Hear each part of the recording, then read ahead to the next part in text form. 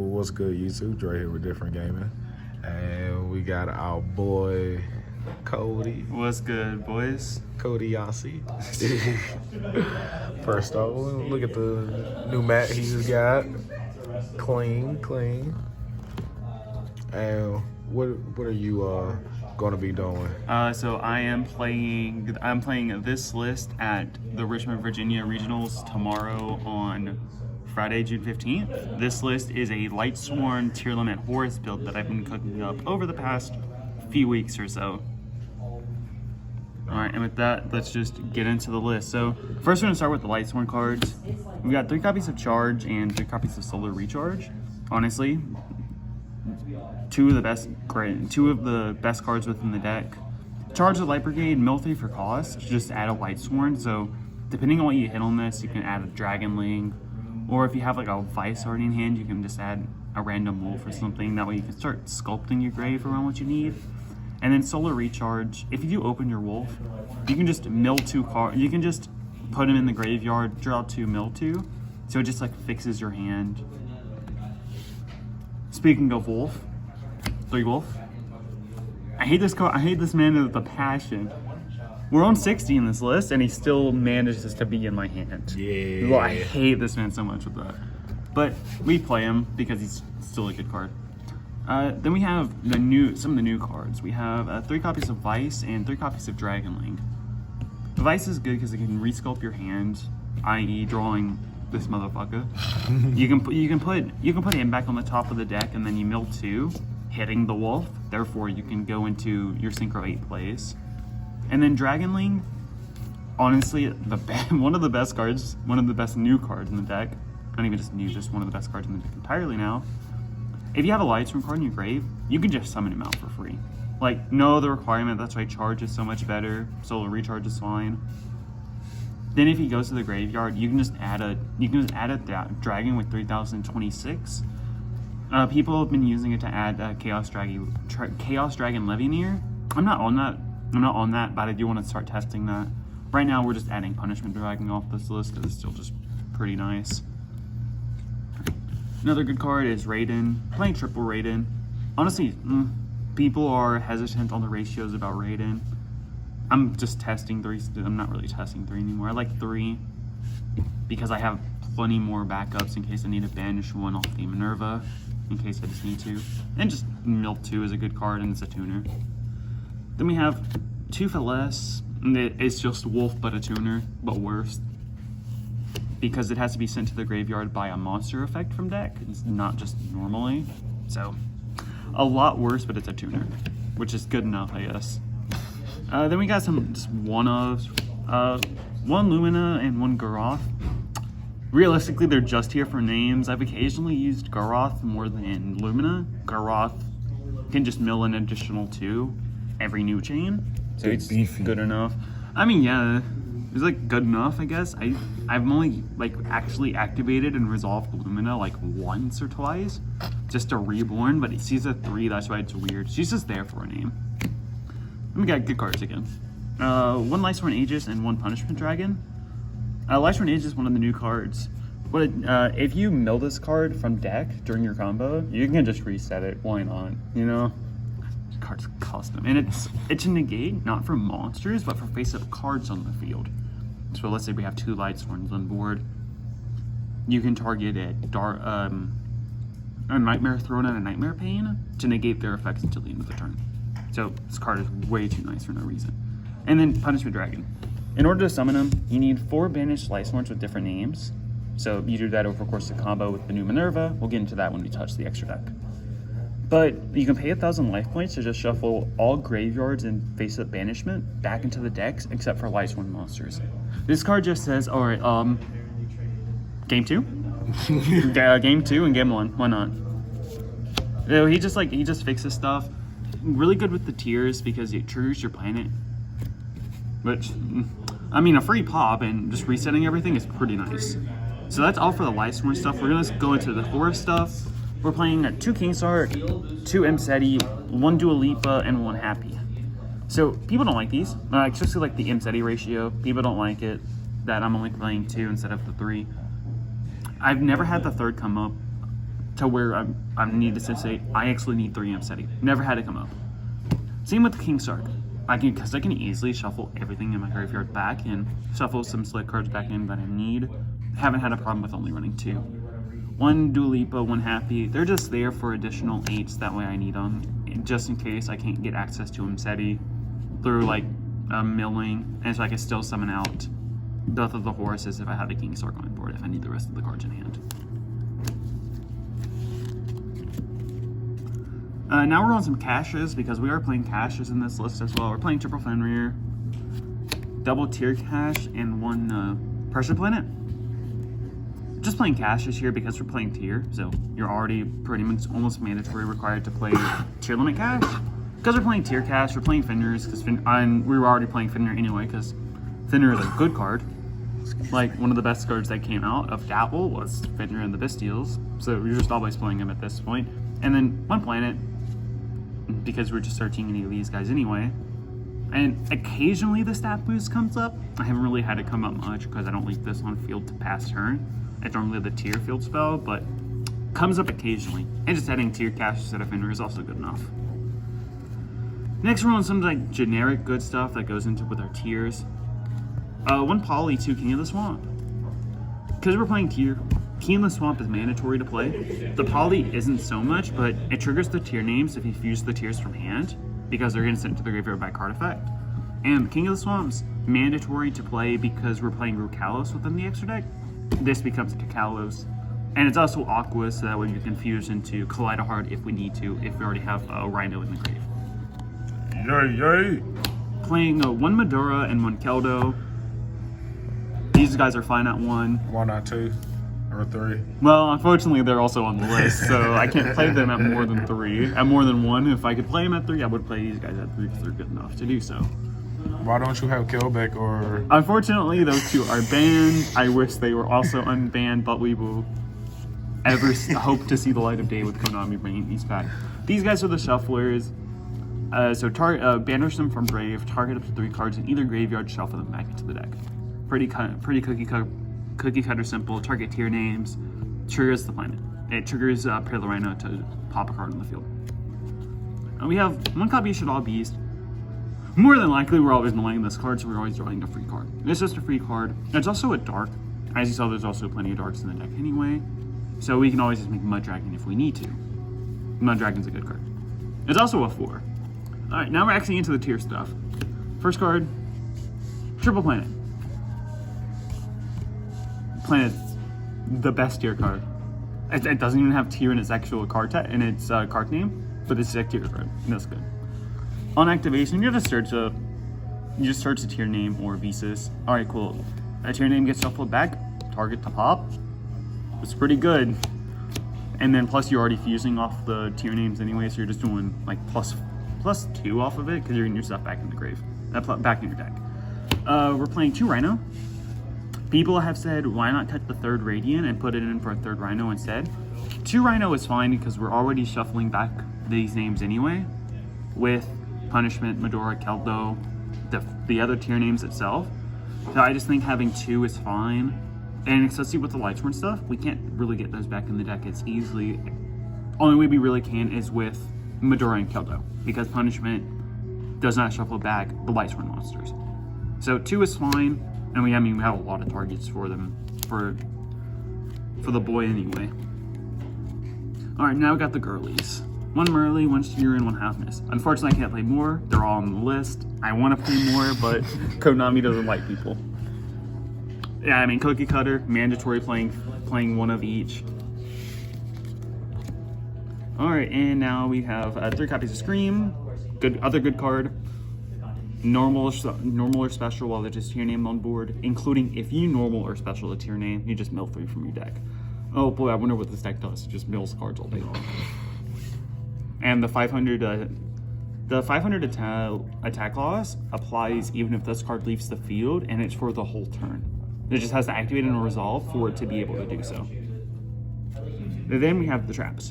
2 Sulik, 2 Sulik and 1 Crime. Sulik is such a good card. Crime not so much, but you still play it just in case, like the one-off chances that you can actually get it in hand. But I digress. Zolik is better card. Targeting negation, send a monster from field to the graveyard if you control a tier limit's name, which then you can send like a Rukalos or your Kaleido Heart to the grave, trigger theirs effects to reborn. Pretty good.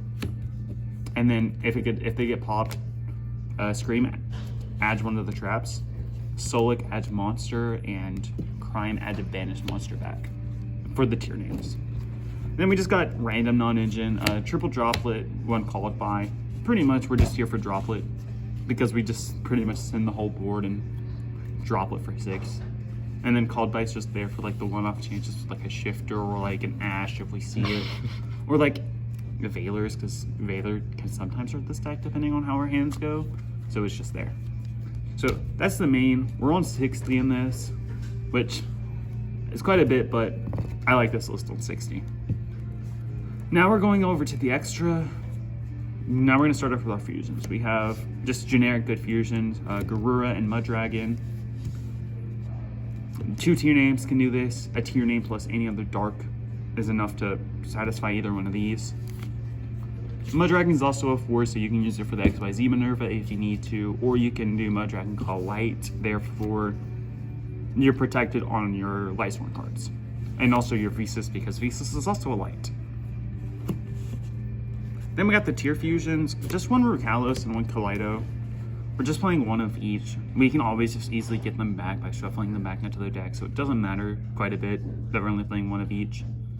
If they get banished face down on the other hand, that's different, but I haven't had that happen yet, so we're going to keep going there until we get that happen. More than likely it won't, because we don't care about these cards. Negate's a special summon, so this is anti-nib. It spins a card back into deck, so you can just get rid of a problem card. Like if your opponent has a princess on board, you can just Kaleido spin back the princess, so they lose so much advantage doing it if you're against the fire matchup. Tenpai, you can spin back a Moonlight if you need to, or spin back like their Bident Dragon, so they lost so much resources doing that, or like their Transcendent if you need to. So, I mean, honestly, these cards are just really good. These cards are just have always been played at 1. Rukalos was occasionally played at 2, but just 1 and 1 is fine enough for this.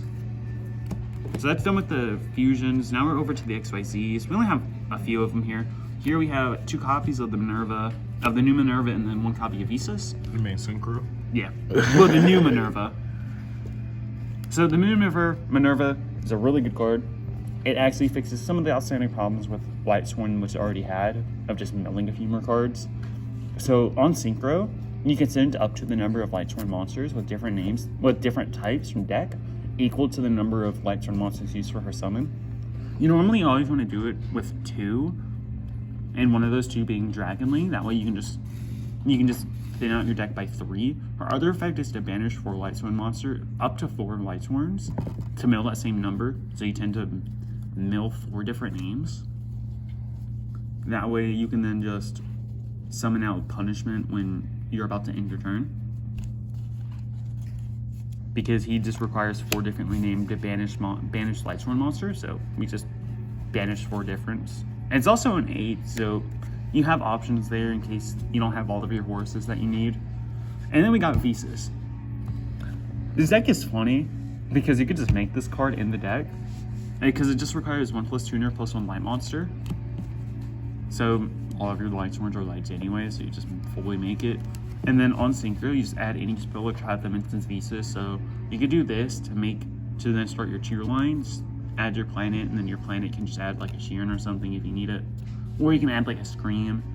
There's also actually trigger Scream because this is Visas Starfrost while it's on the field. So it triggers the Scream there. That's done with the Synchros. Now we're going into the XYZs. Only 3. We got Old Minerva, number 38, and we got Zombie Vamp. So Old Minerva is just there for a 4. It's also just an XZ, so we just kind of use it. Mill 3, draw up to the number of Lightsworn cards milled by this effect. So you can potentially draw up to 3. Not necessarily going to happen, but I've drawn like up to 2 on this card's actual resolution, which isn't bad. Then we got our 2 8s. We could possibly put in the third 8, but we're just going to use it with these 2. Number 38, Spell Trap Negate. Don't really think I have to go over much. People have asked why don't I play number 90. I don't have enough extra deck room to play number 90 in this list, and at that point, I don't really need it because I have a lot of targeted monster negate anyway. Then we got Zombie Vamp. We're playing a mill deck and we're playing the horses. This is just cookie cutter at this point. I don't need no explanation on this card.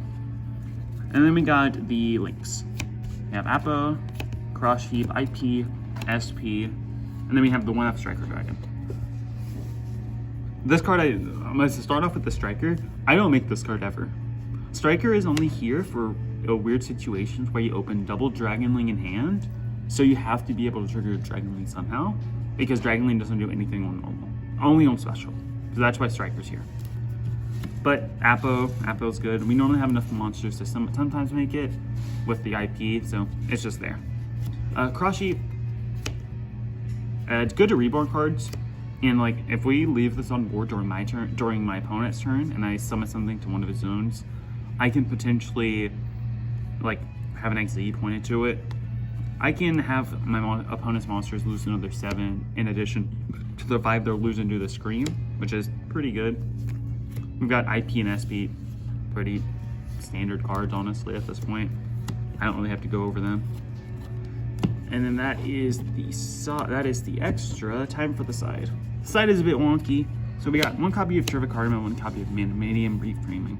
Trivia Karma is good. Trivia Karma is a good card. It's not a good card. Let me just preference this now. This card is good, but it's not good enough. If you draw it, you're just bricked on it. You're not doing anything with this card if you draw it. You want to mill it because you can banish it from grave to add any spell or trap that mentions Visas, which gets me into the Medium Reframing. It mentions Visas in its card text, so Trivia Karma can just search it. Generic Omni only if you control a synchro, so sometimes your end board can be a bit different to end on a synchro. That way you can get reframing value. 1 copy of Lightning Storm. I made this Lightning Storm. I could play the second one if I really wanted to, but I'm fine with 1 just because I have other generic good stuff in the extra deck. Plus, I'm also playing both of these cards, so that's why I'm only playing 1. 1 Evenly. Honestly, same thing with Lightning Storm. It's a good card, evenly. If my opponent ends on a token somehow, I can force them to keep the token on board and just wipe out everything else if needed. 1 Judgment, going first card, sure, why not? Good card. 1 IDP. People don't see this card. Well, they see it, but they don't think about it. This card is actually really good in the Tenpais Dragon matchup because you can target one of their dragons in the grave they're trying to reborn, and because we have now resolved with the card, we can summon it, and we can banish one of their dragons if they have on board as well, because this isn't part of the activated effect, it's part of the resolution, and the activated effect is just to reborn one of the guys from the graveyard. So it really like stops Tenpais, and it's just like stops their grind game, because you banish like their green dragon, okay, now they're really struggling. Banish a red, really struggling to do anything. Double Cosmic. We like back row hate. That's also why the Evenly's in here. Not the Evenly, the Lightning Storm. That's why that's here. But this does really well against stun, especially when Hugin's on board. That way we can just get around it. Also good as another option to like out Singing Summoning or like Divine Temple, or to stop like Flambird targeting an SP to bring it back. That way you can just get rid of the problems that we need to at a moment instead of just having to hope and pray that the activation happens. Alright, now we got some jank. We got 2 Diabolese and 1 Sinful Spoil Subdual. Diabolese is anti-spell.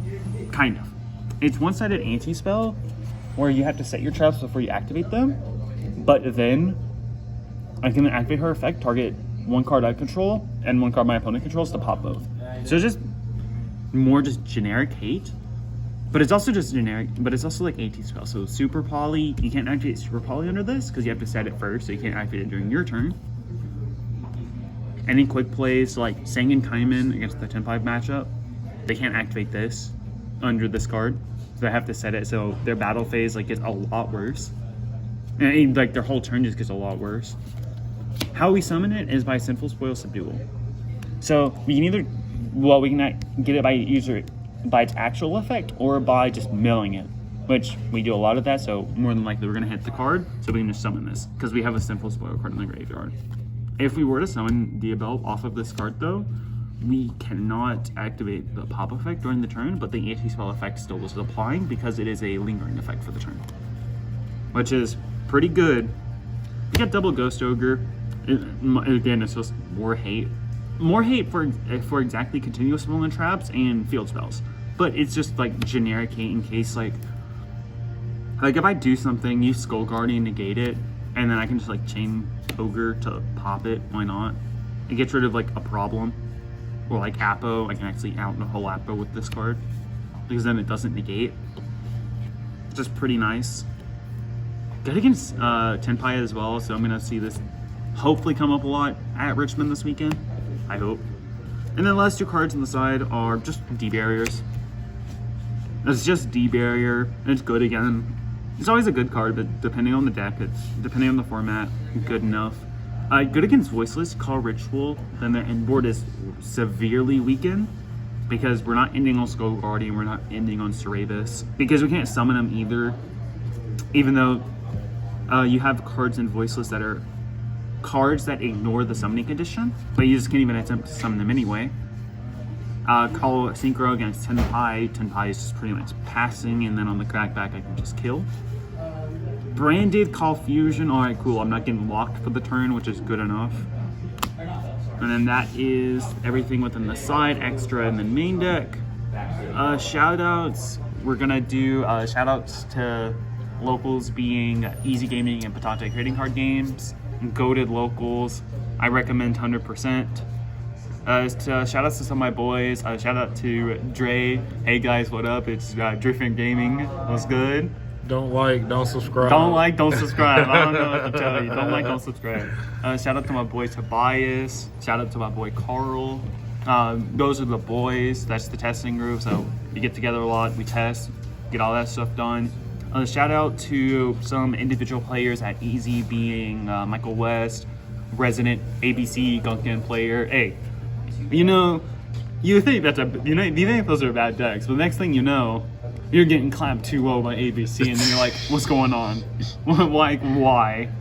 What is life? Right? That's what I'm saying. Shout out to some regulars here at Bacante, being Arturo, Cademan, Corey, Ira, goated players. Funny enough, Arturo actually just got top 8 at Hickory Regional just last weekend. So, but those guys are goated. And don't like, don't subscribe, of course. Like, come on now, like, I can't be having that. But that's it. All right. Appreciate the deck profile. Yes, sir. And as always, y'all, peace.